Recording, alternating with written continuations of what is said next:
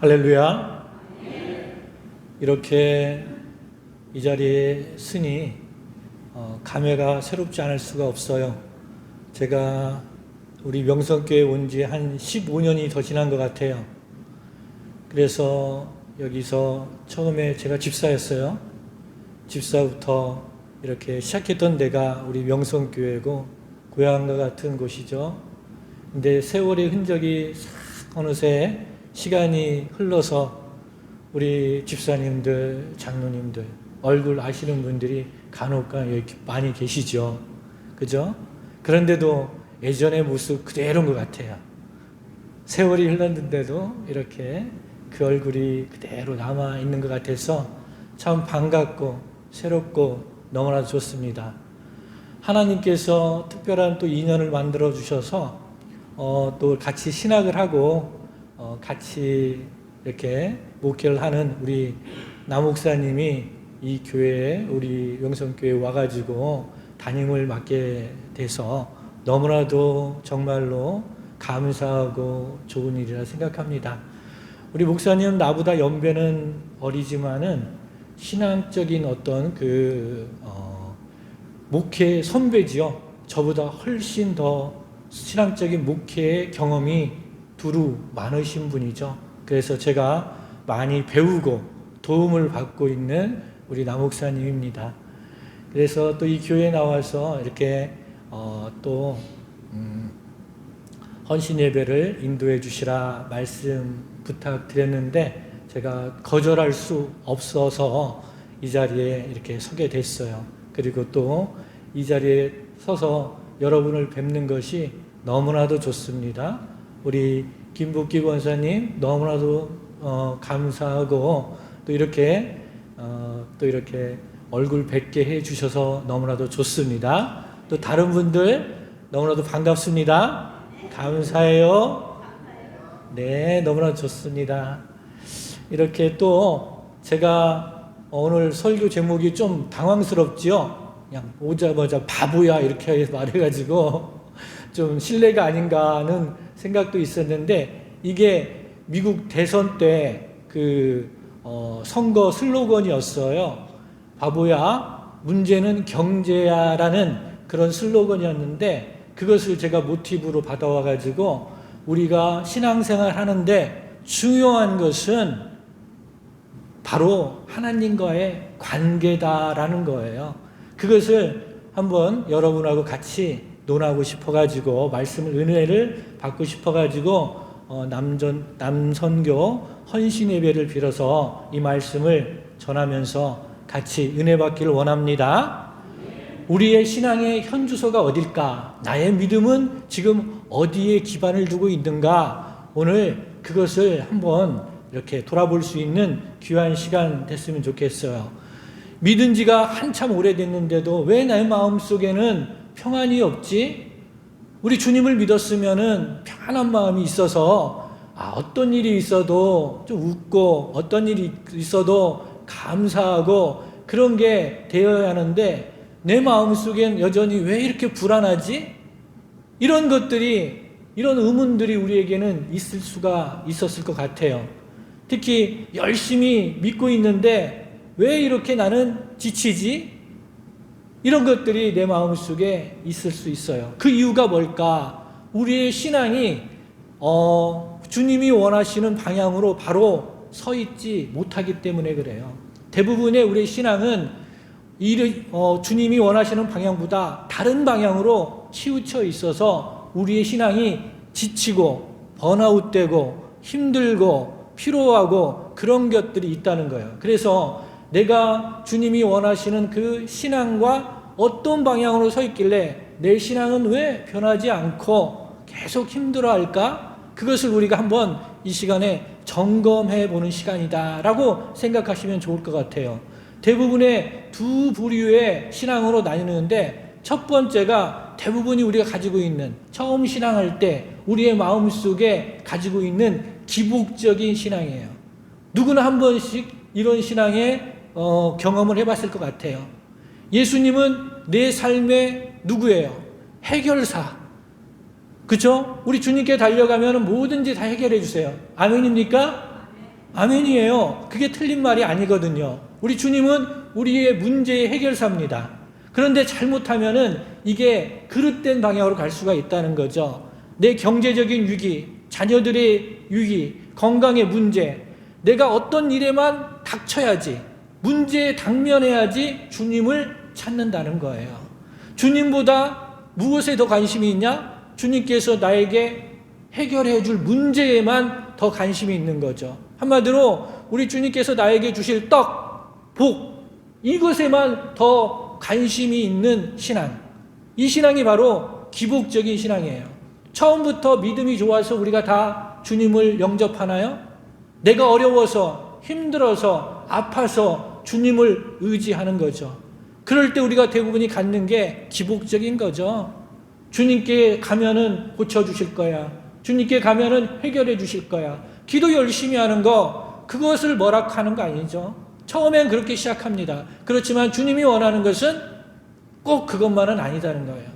두 번째로 우리가 신앙생활을 하다 보면은 잘못된 이 빠지기 쉬운 신앙의 경향은 뭐냐면은 율법적인 거예요. 이제 어느 정도 신앙생활 하다 보니까 어떻게 신앙생활 하는지 알겠어요. 그러다 보니까 하나님 말씀도 알겠고 여러 가지 하다니까 어떤 일이 생기냐면은 이것은 해야 돼, 안 해야 돼, 이런 것들이 구분이 생기는 거예요. 나한테만 그러면 좋겠는데 다른 사람에게까지 그 율법적인 잣대를 댈 때가 있다는 거예요. 그런데 그것은 올바르지 않다는 거죠. 이 신앙의 부류는 무언가를 해야 하는 거예요. 신앙이라는 것은 하나님께서 우리에게 무언가를 요구하고 있다, 의무감을 가지고 신앙생활을 하는 사람이 율법적인 신앙관을 가진 사람들이에요.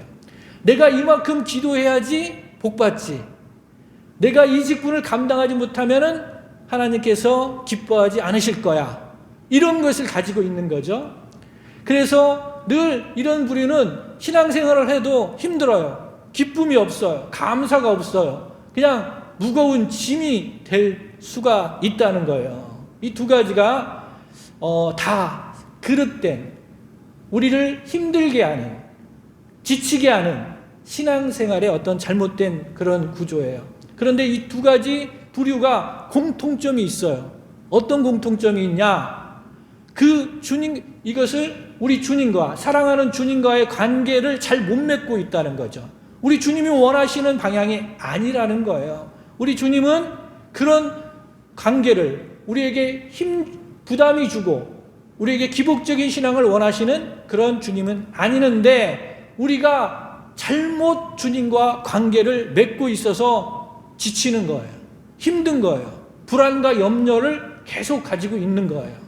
한 남편이 아내에게 매달 비싼 선물, 그런 비싼 가방, 보석, 이런 걸 사줬어요. 여러분 좋지요? 이런 것만 사주면 얼마나 좋겠어요. 그런데 아내와의 대화가 전혀 없는 거예요. 아내가 아파도 관심 없고 아내의 마음이 어떤지 궁금하지도 않아요. 내가 이만큼 사줬으면 됐지, 뭘 더해줘 라는 남편의 마음이 있는 거죠. 이것은 무슨 마음일까요? 남편이 아내를 사랑하는 걸까요? 아닌 거예요. 단지 결혼했으니까 남편의 도리를, 의무를 다하는 거라 생각하는 거예요. 이것은 사랑이 아니라 단순한 거래에 불과한 거예요. 우리의 신앙생활도 이러할 때가 많다는 거예요. 우리는 주님께 떡을 요구합니다. 내가 이만큼 봉사했으니, 헌신했으니, 기도했으니 복 주십시오 라고 요구하는 경향이 있다는 거죠. 그러나 우리 주님은 그것을 원하는 게 아니에요. 우리와 함께 살아가고 함께 사랑하고 싶은 거예요. 관계를 맺고 싶은 거예요. 신뢰적인 관계를 쌓고 싶은 거예요. 그런데 우리는 주님과 그런 신뢰적인 관계를 쌓을 마음이 별로 없어요. 그냥 떡에만 관심이 있는 거죠. 주님과 거래를 하려고 합니다. 사업을 하려고 하는 거예요. 이 문제 해결해 주시면 내가 이렇게 할게요. 딜을 하는 겁니다. 오늘 본문을 통해서 우리 신앙이, 내가 주님과의 관계가 어떤 관계인지, 사업적인 관계인지, 거래적인 관계인지, 진정 우리 주님과 내가 사랑하는 관계인지, 그것을 한번 돌아보려고 그래요. 우리의 마음이 어디로 향하고 있는지, 정말로 주님 없이는 내가 못 살겠는지, 주님만이 나의 모든 것인지, 그것을 한번 점검하는 귀한 시간 되기를 원합니다. 오늘 본문의 이야기는 오병이어의 기적이에요. 오병이어 사건 다 아시죠? 그죠? 오병이어의 사건. 보리떡 5개, 물고기 2마리. 이것을 통해서 5,000명 이상의 사람을 먹인 사건. 근데 이제 남녀노소까지 합치면 2만 명이 넘는다 그래요. 그때 당시에 2만 명의 인파가 모였다는 것은 아주 대단한 거예요. 아주 많은 사람들이 모인 거죠. 그런데 아이러니하게 이 많은 숫자가 오병이어의 사건 때문에 엄청나게 모였다가 오병이어 사건 이후에 갑자기 많은 사람들이 떠나가 버립니다. 예수님을 따르는 제자들도 물밀듯 썰물처럼 쭉 빠져나가 버려요. 왜 그랬을까? 그것은 바로 예수님이 가지고 있는 생각과 이 군중들, 예수님을 따라다니는 사람들의 생각과 그 생각의 차이가 드러났기 때문에 그래요. 우리는 같은 그 침대에서 여러분 누워있지만은 꿈을 다르게 꾼다는 걸 뭐라 그래요? 동상이몽이라 그러죠. 동상이몽. 예수님과 그때 많은 예수님을 따라다니는 사람들은 바로 동상이몽이었던 거예요. 그런데 오병이어의 사건을 통해서 그것이 확 드러나는 거죠. 다르다는 거죠. 예수님이 생각하는 것과 군중들, 예수님을 따라다니는 사람들이 생각하는 것과는 큰 차이가 있었다는 거죠. 14절 한 말씀 볼까요? 14절 말씀 같이 한번 읽어보실까요? 한 목소리로 같이 읽겠습니다. 시작.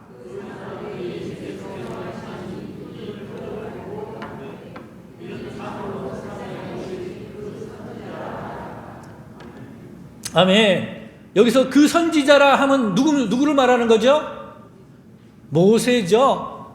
이스라엘 백성이 계속 기다려왔던 메시아, 그 같은 선지자를 주겠다는 그 약속의 말씀을 믿고 기다렸던 그 메시아, 모세와 같은 선지자를 말하고 있는 거죠. 겉으로 보면은 예수님이 바로 하나님께서 보내주신 그 모세와 같은 선지자라는 거죠. 말씀은, 신앙의 고백은 맞습니다. 그죠? 겉으로 보기에는 아주 훌륭한 신앙 고백이에요. 하지만은 여러분, 그 표적이 의미하는 많은 큰 오해를 가져왔다는 거예요. 예수님이 오병이어의 사건을 일으킨 것은 그 백성들이 생각하는 것과 크게 달랐다는 거죠. 한 스승이 제자에게 밤하늘에 아름다운 달을 가리키면서 저 달을 봐라 그랬어요. 그런데 제자가 그 달을 보지 않고 스승의 손가락 끝만 바라보는 거예요. 스승은 탄식하면서 말했죠. 바보야, 손가락 끝을 보지 말고 손가락이 가리키는 달을 보란 말이다. 이렇게 말을 했어요.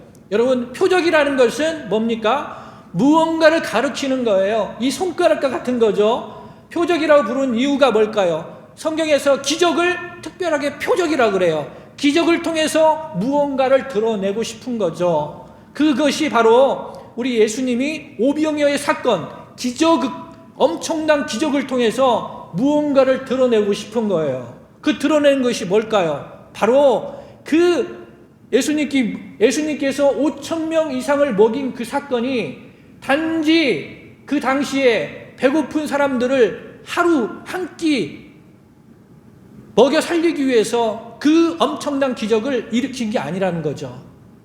그 오병이어의 사건을 일으킨 것은 바로 예수님이 그 생명의 떡이라는 것을 알려주고 싶은 거예요. 그걸 가르쳐주고 싶은 거예요. 손가락으로.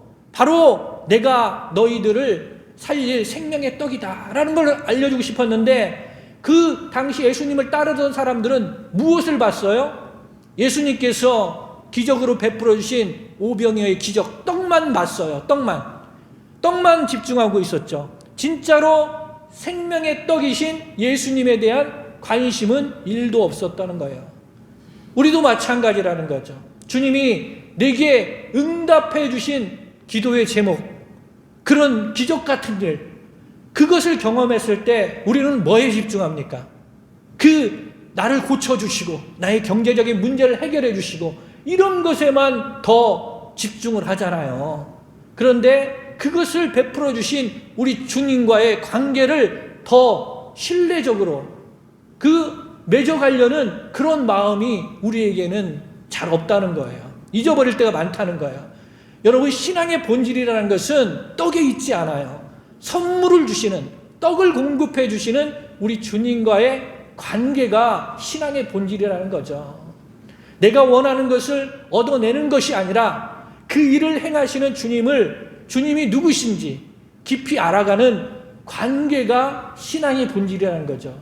여러분의 신앙이 10년, 20년, 30년 됐음에도 왜 이렇게 힘들어요? 왜 이렇게 지쳐요? 왜 이렇게 불안해요? 이런 것들이 왜 있어요? 바로 우린 떡에만 관심이 있었지 그 떡을 주시는 주님과 친밀한 관계를 맺어가는데 부족했다는 거예요. 여러분, 주님과 친밀한 관계를 맺어가면은 이 세상의 환경이 어떠할지라도 우리는 마음이 평안합니다. 감사가 넘치는 거예요. 그게 바로 성경 안에서 주시는 우리 주님께서 주시는 놀라운 평안인 거죠. 그런데 여러분, 우리는 무엇을 보고 있습니까? 아직도 우리 손에 부족한 떡, 이 떡을 위해서 주님을 바라보고 계십니까? 여러분, 또 항상 그 15절 말씀 넘어가면 충격적인 말씀이 하나 더 나와요. 우리 주님을 이 많은 사람들이 억지로 임금 삼으려 했다라는 말씀 구절이 나오죠.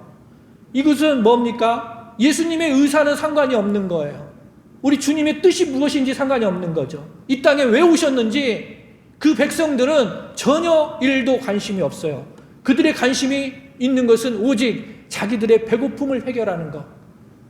로마의 압제에서 자기들을 해방시켜줄 왕, 정치적인 왕, 이것만 관심이 있는 거죠. 자기의 필요, 우리의 필요에만 관심이 있지 주님의 마음이 어떤지, 주님이 왜 오셨는지, 주님이 무엇을 원하는지 우리는 별로 관심이 없다는 거예요. 그게 문제인 거죠.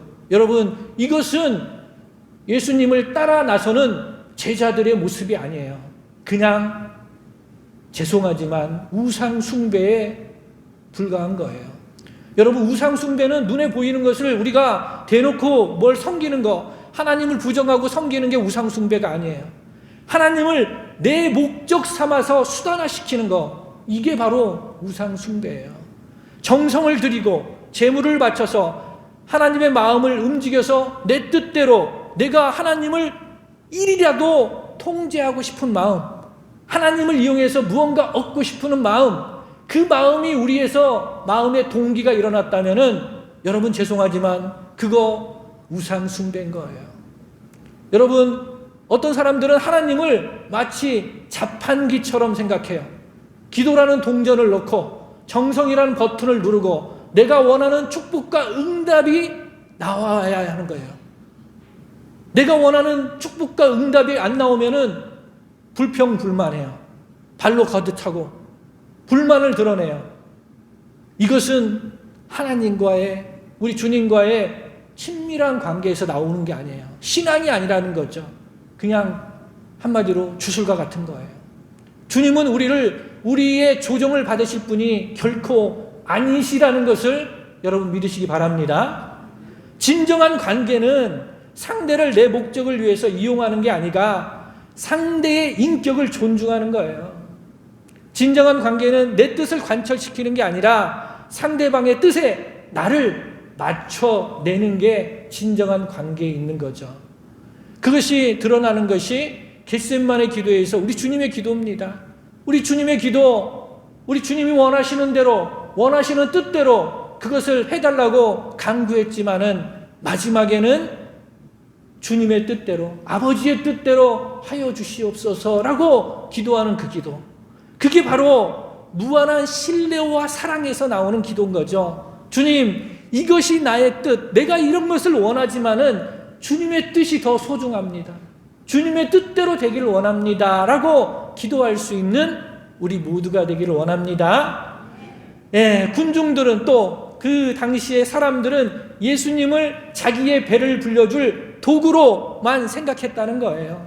우리 역시 열심히 기도하고 헌신하는 동기가 내가 이렇게 하면은 주님이 내 뜻대로 움직여 주겠지라는 그러한 동기가 있다면은 그것은 주님을 억지로 임금 삼으려는 그 당시 군중들과 똑같다는 것을 우리는 기억해야 돼요. 여러분, 자, 예수님께서 자기를 억지로 임금 삼으려는 것을 아시고 우리 예수님은 어디로 가셨어요? 15절 하반절에 그러죠. 어디로 가셨대요? 산으로 떠나 가시니라 그랬어요. 산으로. 산에는 뭐가 있어요? 뭐가 있을까요? 우리 하나님이죠. 하나님과 독대하러 가신 거예요. 하나님과 더 친밀한 관계를 맺으시러 가시는 거예요. 우리 주님은 군중들의 환호와 기대를 뒤로하고 홀로 하나님 아버지께 나가셨다는 거예요. 누군가의 욕망을 위한 도구가 되기를 거부하신 거죠. 한 아버지가 서재에서 중요한 원고를 쓰고 있었어요. 그런데 그 사랑스러운 어린 딸이 문 열고 들어와서 놀아달라고 말하는 거죠. 그래서 아버지가 바쁜데 딸에게 말합니다. 우리 딸 뭐 필요한 거 있어? 사탕이 있어? 장난감이 있어? 뭐 있어? 계속 이제 줄 걸 요구하는 거죠. 근데 딸은 이리저리 고개를 저으면서 딱 한 가지만 말하는 거죠. 나 그냥 아빠 옆에 있어도 되냐? 이걸 말하는 겁니다. 맞습니다. 우리 주님은 바로 이 딸의 마음인 거죠. 우리에게 뭔가 달라줄라 이러는 것을 우리에게 요구하는 게 아니고 우리 주님은 우리와 함께 있고 싶은 거예요. 우리와 관계를 맺고 싶은 거예요. 내 안에 주님이 내 안에, 이것이 바로 우리 주님이 원하는 거라는 겁니다. 그런데 우리는 어떨 때 어떤 마음을 가지고 있냐? 주님을 위해서 내가 뭔가를 많이 해야 할 것 같아요. doing인 거죠. 뭔가 자꾸 안 하면 불안해요. 그래서 주님이 뭔가를 해야 할 것 같아서 기뻐하고 헌금도 드리고 11조도 드리고 또 여러분 시간 내면 봉사하시고 섬김하시고 여러 가지 해야 할 것 같아요. 그래야지 우리 주님이 나를 기뻐하실 것 같다라는 마음을 가지고 있다는 거죠. 그런데 그건 착각이죠. 그래서 우리 주님은 우리가 주님 곁에 머물러 있는 것, 그것을 더 좋아하신다는 거예요. 마치 열심히 일하는 마르다보다 주님 옆에 있는 마리아를 칭찬하신 것처럼, 여러분 그렇다 해서 헌신, 봉사 이게 중요하지 않다는 것을 말하는 게 아니에요. 헌신하기 전에, 봉사하기 전에 주님과의 관계에서 항상 더 풍요로워라 이거죠. 우리 주님과의 관계에서 우리가 친하고 가깝지 않으면은 우리가 어떤 일을 해도, 교회에서 어떤 봉사를 해도, 섬김을 해도 우리는 영적인 고갈이 금방 와요. 금방 지쳐버려요. 금방 불평불만을 드러내요. 그러나 우리 주님과의 관계에서, 사랑의 관계에서 충만하게 우리가 거한다면은 어떤 일이 있어도 불평불만 드러내지 않아요. 감사가 나와요. 기쁜 마음을 알 수 있어요. 이것이 주님이 원하는 방식이지, 먼저 어떤 봉사 이런 것 때문에 이거 하면 주님이 좋아하겠지 해서 그 주님과의 관계가 바로 잡히지 않는 것, 바로 서지 않는 것을 원하지 않는다는 거죠. 우리 주님은 일부다 우리에게 같이 함께 하기를 원한다는 거죠. 주님을 위해서 무엇을 해야 한다, doing이라는 생각을 가지고 있는 사람은 두 가지의 잘못으로, 결과로 치달아요. 그것은 뭐냐? 첫 번째는 교만이고 두 번째는 낙심하게 된다는 거죠. 뭔가 내가 교회에서 열심히 하다 보면 내 일이 잘 되고 그래서 공로가 있는 것처럼, 여러분 우리 마음속에는 교만한 마음이 생겨요. 또 일이 잘 안 되면 어떤 마음이 생겨요? 주님께서 날 버리셨나 보다, 주님께서 날 좋아하지 않나 보다 하고 낙심하게 된다는 거죠. 이것은 우리 주님께서 원하는 방식이 아니라는 거예요. 우리 주님과의 관계가 풍요로우면은 여러분 우리 주변에 있는 환경은 크게 문제가 되지 않아요. 그것 때문에 우리가 우울하고 슬프고 낙심하고 교만해지지 않는다는 거죠. 주님과 충만하게 하나 된 사람, 주님과 나와의 관계가 친밀하게 된 사람은 항상 겸손하고 항상 주님 앞에 충성할 수 있는 사람으로 변화되더라는 거예요. 사랑하는 성도 여러분, 우리가 교회 일의 분주함 때문에, 내가 이 일을 완수해야 한다는 그 부담감 때문에 정작 우리 주님과의 친밀한 시간 놓치고 있지 않는지 한번 뒤돌아보시길 바랍니다. 우리 주님께서 산으로 가신 이유, 바로 주님과의 친밀한 관계를 맺고 원하는 거예요. 우리도 사역 가운데 힘듦이 있을 때도 주님과의 친밀한 시간을 늘려가야 하는 거죠. 새벽 기도의 시간, 말씀을 내가 보는 시간, 이런 개인 경건의 시간을 결코 놓쳐서는 안 된다는 거죠. 그런 것을 더 충분하게 확보한 다음에 우리가 교회 일을 같이 할 수도 있다는 겁니다. 지금 주님은 여러분과 더 많은 시간 같이 사귀기를 원하는 거예요. 함께 하기를 원하는 겁니다. 예수님이 혼자 산으로 가신 것처럼 우리에게도 지금 내가 가지고 있는 고민, 여러 가지 걱정, 염려, 이런 것들 다 내려놓고 주님과 나만이 만날 수 있는 영적인 고독의 시간이 필요한 거죠. 기도의 시간으로, 말씀을 보는 시간으로, 하나님이 나에게 무엇을 말씀하시는지 듣는 시간으로, 그렇게 우리는 그 시간을 할애한다는 거죠. 그런데 그런 시간이 우리에겐 부족해요. 아니, 낯설어요. 그렇게 해보지 않았기 때문에. 그런데 우리는 자꾸 주님과 이렇게 사귀는 시간을 넓혀가야 돼요. 그러면 주님이 무엇을 원하는지 알 수가 있거든요. 그러면 주님이 원하는 방식으로 우리가 살아갈 때 번아웃이 오지 않고, 우리 마음속에 불평, 불만이 오지 않고, 정말 성경 말씀대로 기적처럼 항상 무엇에든지 감사할 수 있고 기뻐할 수 있고, 이렇게 성령 충만한 삶을 살아갈 수 있다는 거죠. 우리가 성령 충만한 삶을 살아가려면 바로 하나님과의 관계가 제대로 맺어질 때 가능하다는 거예요. 여러분, 제자도란, 예수님을 믿는 사람들이 걸어가야 할 그 길, 제자도라는 것은 내가 무언가를 해야 한다는 doing의 문제가 아니에요.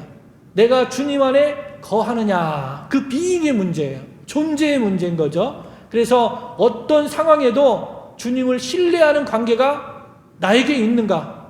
여러분, 주님을 신뢰하십니까? 정말로 여러분 목숨을 다해서 신뢰하십니까? 그런 신뢰의 관계가 우리에게 있느냐는 거예요. 주님을 그렇게 우리가 신뢰하고 믿음의 관계가 있다 그러면은 여러분, 우리 주변에 있는 상황들 다 주님께 맡겨둘 수 있는 거예요. 오늘 본문에서는 우리는 무엇을 봤습니까? 많은 사람들이 조건적인 신앙을 가지고 있는 걸 봤어요. 떡을 주면 내가 왕으로 모시겠다. 나에게 문제를 해결해 주면 내가 주님으로 모시겠다. 이런 조건적인 신앙을 드러냈어요. 하지만 우리 주님은 그런 조건적인 관계를 완강히 거부하셨어요. 주님이 우리에게 요구하시는 건 뭐냐? 무조건적인 신뢰예요. 무조건적인 신뢰. 요단강을 건넜을 때 그 제사장이 첫 번째 발걸음을 디뎠던 그 마음, 죽으면 죽으리라 라는 그 마음, 그 무조건적인 관계에서 우리 주님은 우리의 관계를 요구하는 거죠. 내가 너를 믿느냐 이거예요. 그 관계를 주님은 받고 싶은 거예요. 위대한 설교자 스펄전이 이런 말을 했어요. 하나님이 하시는 일이 내 마음에 들지 않을 때에도 그분은 선하시다. 하나님의 손이 이해할 수 없을 때도, 일하심이 이해할 수 없을 때도 그분은 선하시다. 여러분, 동의하십니까? 이것을 고백할 수 있어야 한다는 거죠. 하나님이 내 뜻과 달라도 하나님의 뜻은 선하시다. 하나님이 나와 같이 생각하는 것이 방향이 틀려도 하나님이 더 옳다. 이런 하나님에 대한 무조건적인 신뢰, 하나님이 가라시면 가고 설하시면 설 수 있는 신뢰, 이 관계를 하나님은 원하시는 거예요.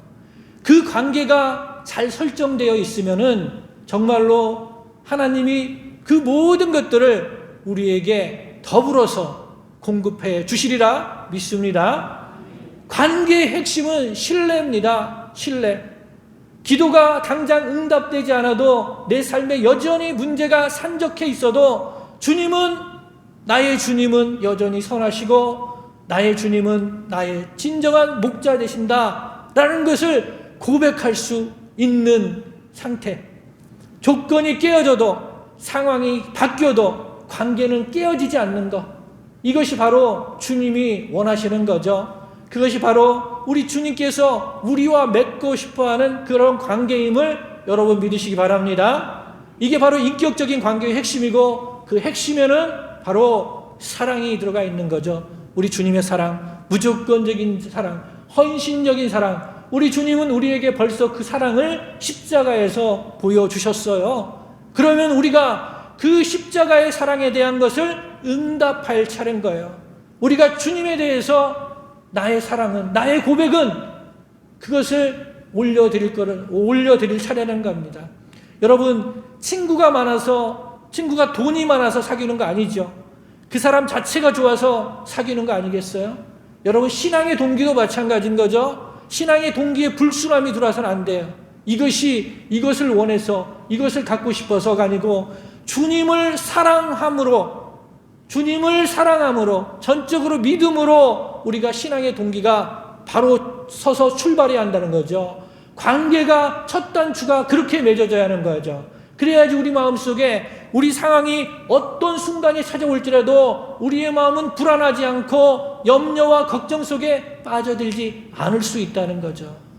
우리 주님이 날 사랑하신다는 것 여러분 믿으시기 바랍니다.